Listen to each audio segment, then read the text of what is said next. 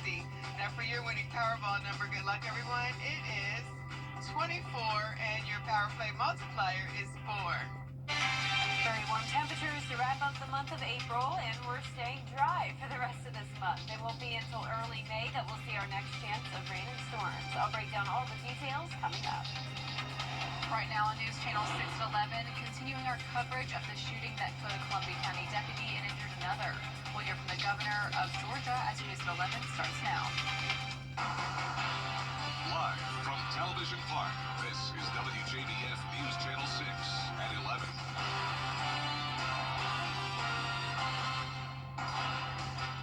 Good evening, everyone. I'm Isabella Moody. Thank you for joining us.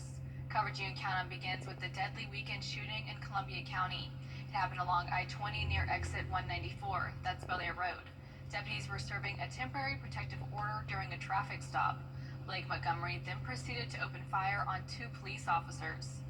Deputy Brandon Sykes was shot and killed. Deputy Gavin White was shot in the face and is in critical condition.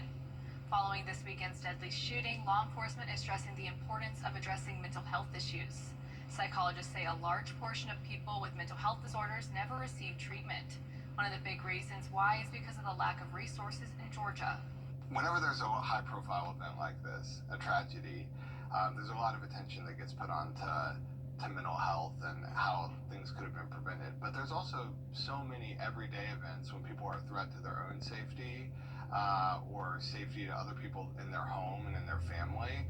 And those can be related to mental health. And building up the infrastructure is a really effective way to try to prevent those type of everyday events that we don't necessarily hear about or read about, but have a huge impact on individuals' lives. May is also Mental Health Awareness Month.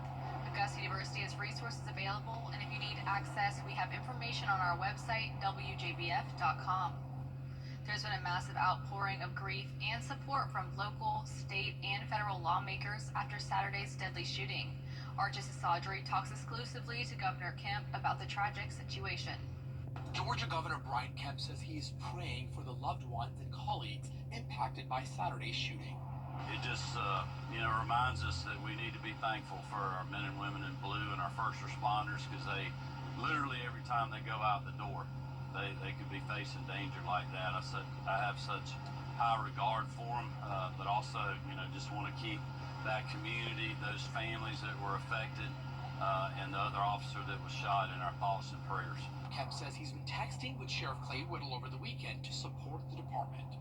Oh man, I tell you, it just breaks my heart. I've known the sheriff down there for a long time, know a lot of the folks in that department. We obviously work with him with the State Patrol, MCCD, and other people every single day, so it's just heartbreaking to lose a life in the line of duty. The Georgia Association of the Chiefs of Police tells me that as of last year, Georgia had a rather low number, only about 400 hours for officers for training. But as of this January, that number has doubled. Columbia County Sheriff Clay Whittle chaired that committee, so now deputies and officers have to have more than 800 hours of training before they actually set foot for a real-life situation. I mean, look, we just had 2 officers shot in the metro Atlanta area last week. We had a Fulton County Sheriff's deputy that was shot. So just, very, very tough situation out there for our men and women in law enforcement, and really all our first responders. And our fire, EMTs, they're all putting their lives on the line every day. We just need to tell them thank you, and keep them in our prayers. Governor Kemp says he has law enforcement's back, and that it is never easy when a police officer is killed in the line of duty. Reporting in Atlanta, Archit Seshadri, Atlanta Bureau Chief. Shepherd Community Blood Center is hosting a blood drive to benefit Deputy Gavin White. As a result of his injury, Deputy Gavin White received several units of blood at Wellstar MCG. Now the community is being asked to help replenish the blood supply. For each donation, Deputy White's family will receive $20 to help with his treatment and recovery. Deputy White has donated blood with Shepherd on several occasions. I'm sure he never expected when he was a young man donating that he would be on the other side of a blood donation. And now that's happened, but none of us know when that could happen to one of us or a loved one. And so that's why, it's really important to, while we're healthy and able, to be able to make that blood donation to help those in the community. Shepherd will operate on extended hours Tuesday and Wednesday from 8 a.m. to 6 p.m. All blood donations on these days will go towards the replenishment effort. A roadside memorial is now set up near the scene to remember Deputy Sykes. A floral wreath has also been placed in front of the Columbia County Sheriff's Office Detention Center.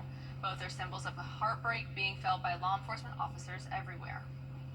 After the tragedy in Columbia County Saturday, I was able to speak with the daughter of the first law enforcement officer who died in the line of duty in Columbia County. She told me what it's like to lose a loved one who puts their life on the line daily. That feeling of him not being able to come home at night, it really had a toll on our family, but we knew it was something that he loved to do. Corporal Wesley Mack died in the line of duty in 2004. After finishing a traffic stop on I-20 and pulling his motorcycle back into traffic, he was hit by another vehicle. His daughter, Christine Nair, remembers getting the phone call after church. The pain doesn't go away fully. Driving down I-20, when you see the memorial markers, that brings back pain. Just being up in the hospital with all those people and, you know, the sheriff's office and everybody coming through and making sure that we were okay and all that stuff, it really helped the situation, but it was devastating at the same time. Nair tells me that what happened Saturday to deputies Brandon Sykes and Gavin White brought up emotions from what she experienced. She wants to tell their loved ones that although the pain will not go away, she hopes they find peace and to keep their faith. Can find joy and keep their faith in knowing that, you know, he was doing what he loved, I'm sure. Nair says she misses her father every day, and going back and reading comments about how her father impacted the community helps her get through tough times. I go back and read those comments sometimes, and the people that loved my dad and the infectious smile that he had, the laugh that he had, you know, that helps me get through a lot of the days. I find peace in knowing that he passed doing what he loved to do.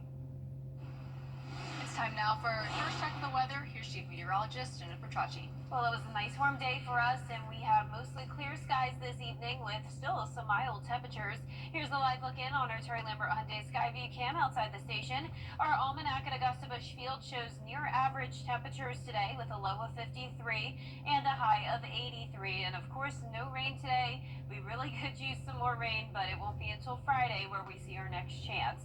Right now, our temperatures are mostly in the upper 60s, and Thompson's a bit cooler at 65. Louisville and Swainsboro warmer at 70. Crawfordville, you're at 64, but still at 71. In Wrightsville, 63. In Washington, 65. In Edgefield, we have a big variety in dew points, from 47 in Saluda to a dew point of 64 in Sylvania. So this is what's called a sea breeze front, and we have drier air just to the north of I-20, where high pressure is in control. Winds are coming out of the east with that front, 8 miles per hour in Aiken, 6 in Barnwell. We're still mostly clear, just a little bit of cloud cover, and with the increase in moisture, we could see some patchy fog development overnight, but we're not seeing any rain or storms. All of that activity is focused well down towards our south, off the coast, and in the peninsula of Florida, but our overall dominant feature is that high pressure, and that will continue to pump in some dry air, keeping things nice and sunny for our Tuesday as well. Now, tomorrow morning, you'll feel that drier air with cooler temperatures. Will be down to around 56, so unlike those low 60s we had last week, our temperatures are back to near average. Then we'll be at 58 at 8 a.m. Plenty of sunshine. The fog will be over at that point. Now, over the next few days, we're staying dry. Temperatures will be warming up. We're going to see highs up to 87 Wednesday and Thursday, and more clouds on Thursday ahead of our next cold front passage. I'll have a look at that on your Futurecast coming up shortly, but back to you, Isabella. Thank you, Jenna. The South Carolina House is revising a bill that would raise income taxes for nearly 60% of earners. A meeting was held with experts who presented 3 new plans, all of which still raise taxes for at least 25% of taxpayers.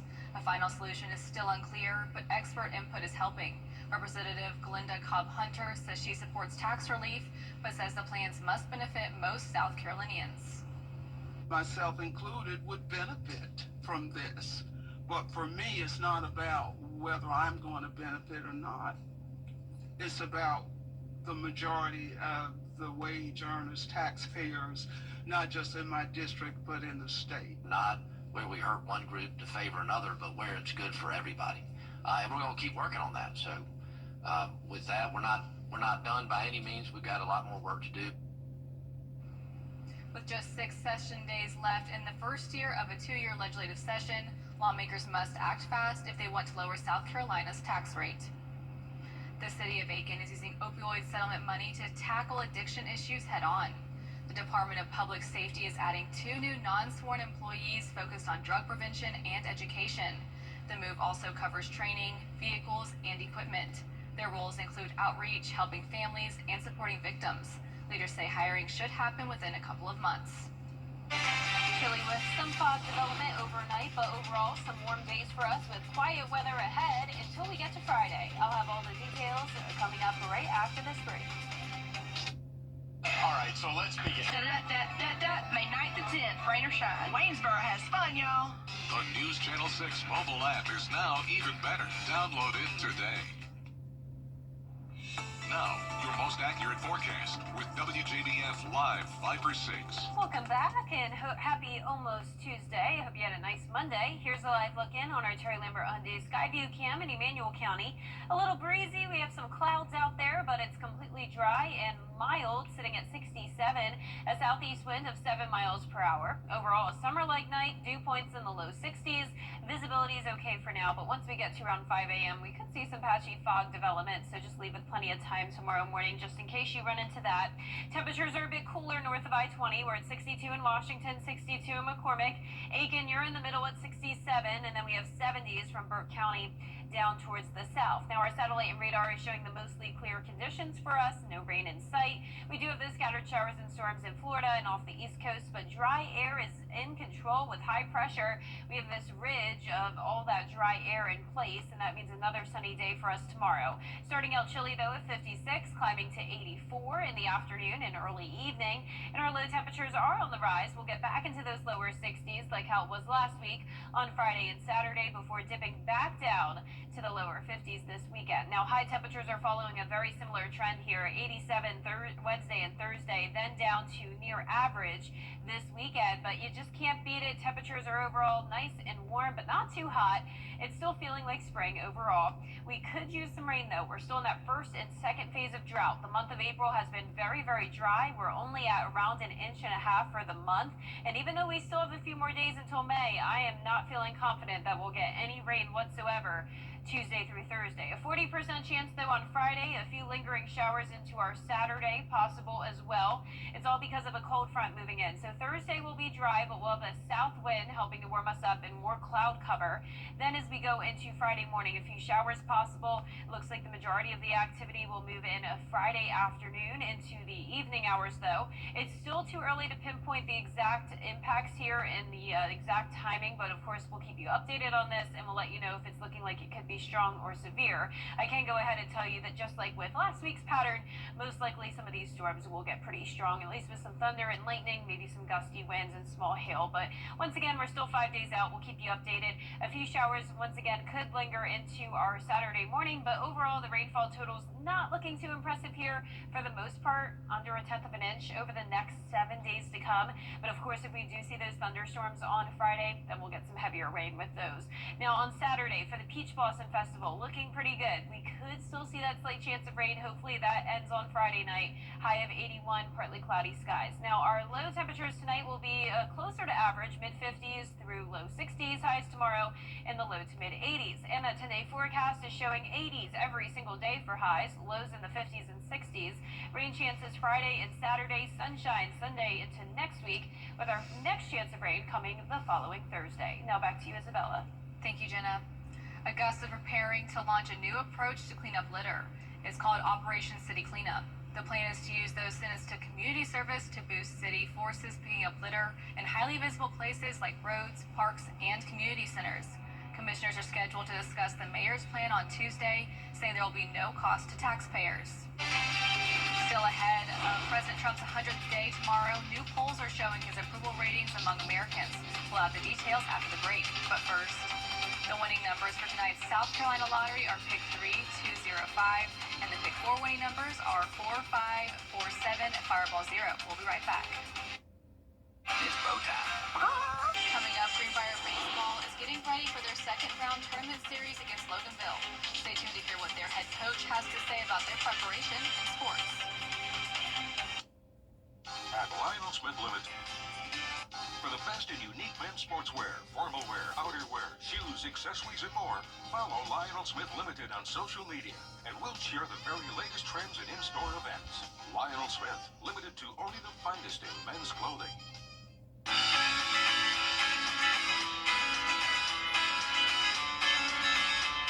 Follow News Channel 6 on Instagram.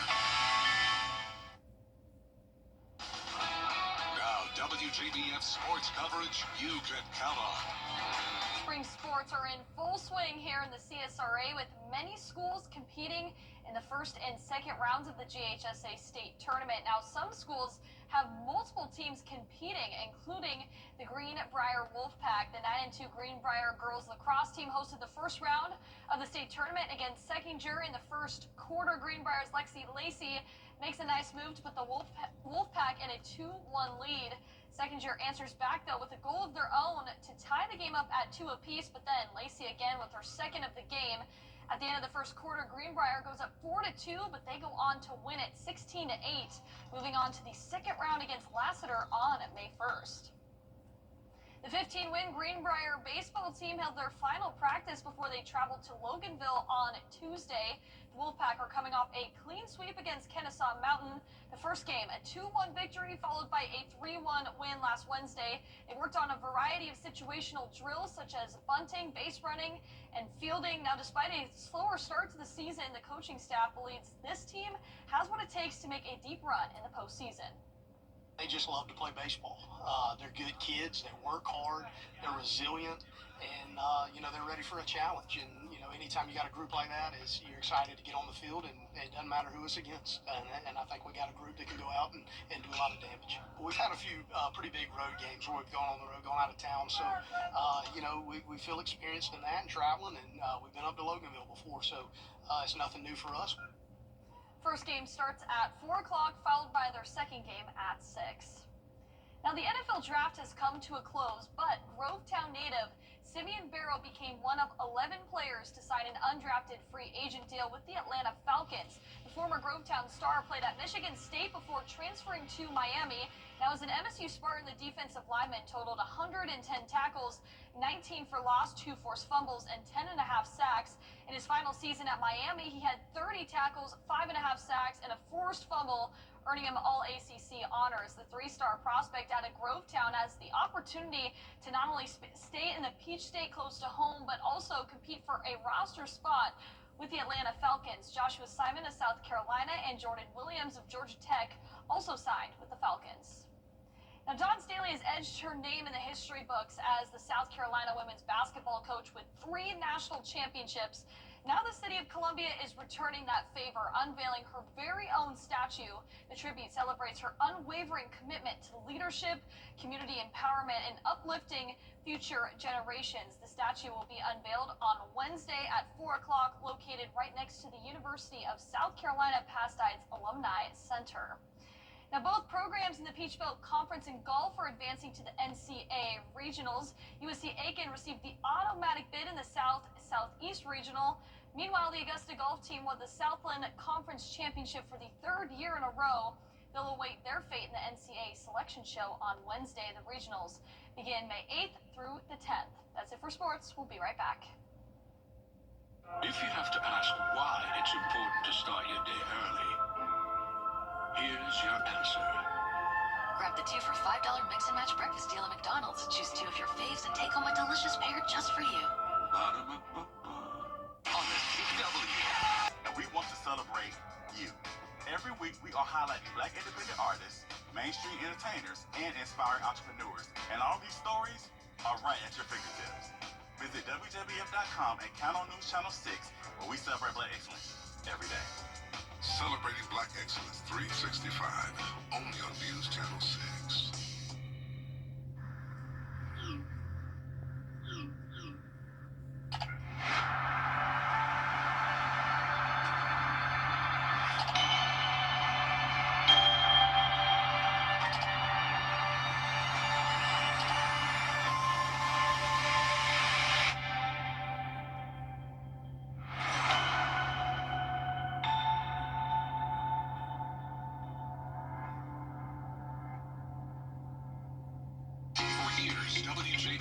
News Channel 6 and our partners have championed local families through our Children First campaign. Together, our mission has always been to strengthen our community by uplifting children and their families across the CSRA.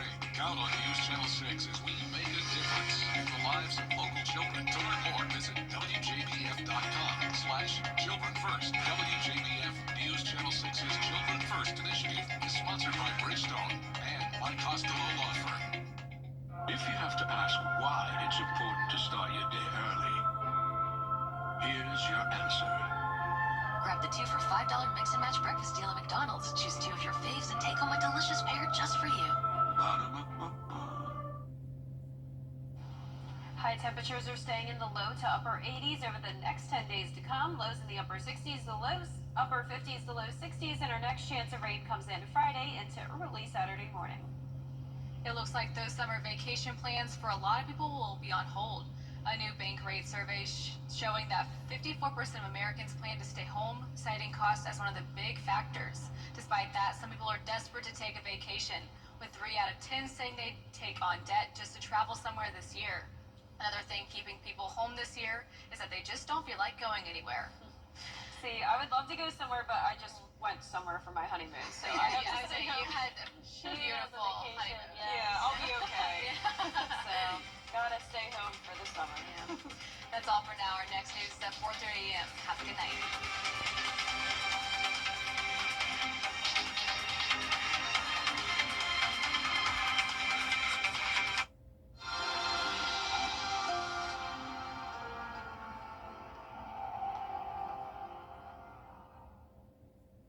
Right now at Rooms to Go, every day ordinary people in the CSRA do extraordinary things to serve our community. Each month, News Channel 6 recognizes these outstanding volunteers with the Giving Your Best Award. Do you know an everyday hero who goes the extra mile to help others? Nominate them for the Giving Your Best Award by visiting WJBF.com and filling out the entry form. Sponsored by Science Co., Piedmont Augusta, Security Federal Bank, and News Channel 6. See the whole picture. That's why Live Fiber 6 gives you the Skyview network. Get a live view of traffic and weather from all over the CSRA. Available online 24 hours a day at WJBF.com and the free Live Fiber 6 mobile app. The WJBF Live Fiber 6 Skyview network. Powered by Terry Lambert Hyundai. Low prices, big selection, and committed to quality customer service. Is rainy weather putting a damper on your day? Enter to win your very own Live Fiber 6 umbrella today. Visit WJBF.com and click on Contest. Then fill out the entry form for your chance to win. Getting your hands on a Live Fiber 6 umbrella has never been easier. That's right. Lucky winners will be announced weekdays on News Channel 6 at 6. Who knows? It could be you. Sponsored by Busby's Heating and Air. When quality matters, call Busby's. Trusted since 1945. It's that time again.